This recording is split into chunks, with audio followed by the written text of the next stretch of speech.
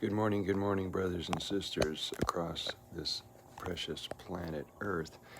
This is the Koi Fish Pond in the backyard of the residence of Brother Sage, Melinda, and Heidi in Kapa'a.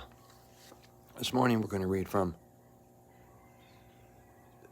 Baird Spalding, Life and Teaching of the Master of the Far East. This is book 4 in a series of 6 books. So stick around while we listen. The age of the body is not designated by the span of years which we call life.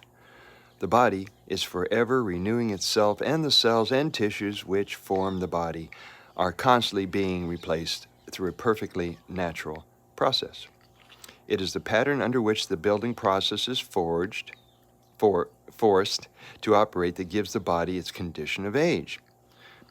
We should be continually renewing our minds in accordance with the truth of life, and then the pattern for the renewing process of the body would be such that a more perfect and vital body would be the result.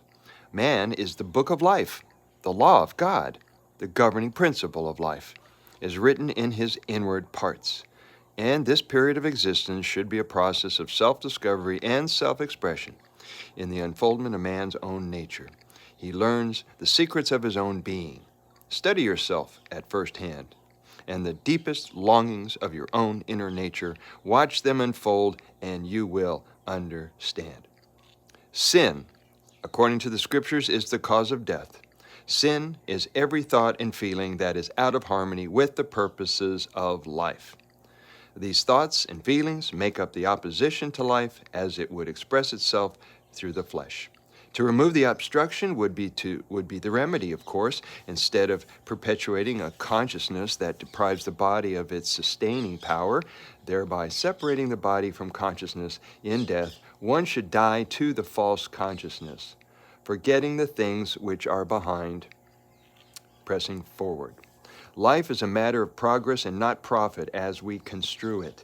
Profit is contingent upon our progress, and our progress is determined by the quality and kind and quality of our expression. Expression should not be the constant projection of our own limited opinions, but living true to the deepest impulses are always true. Only when we descend to the plane of what we call necessity or expediency do we begin to violate our inward sense of what is right.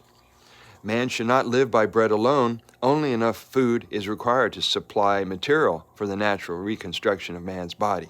What is more than this is but giving the functions of the body in excess of labor.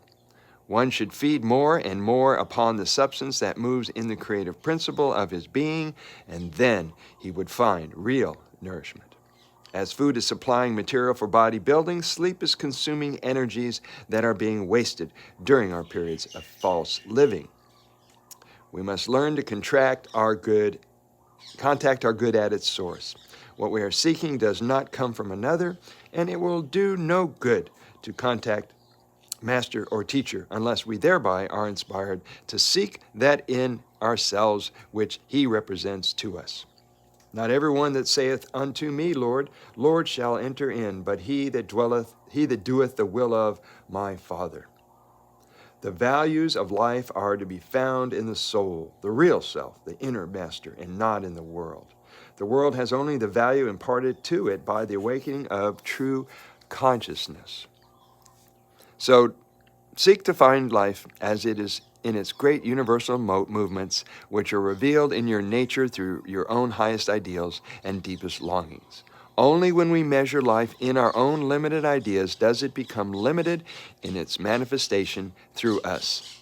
Depend upon the life universal for supply. Man's individual right to expression cannot be violated in the true processes of life. It is by our own effort that we rise and not by the efforts of others.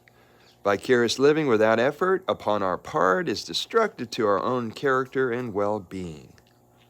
Life is action, self-expression, giving.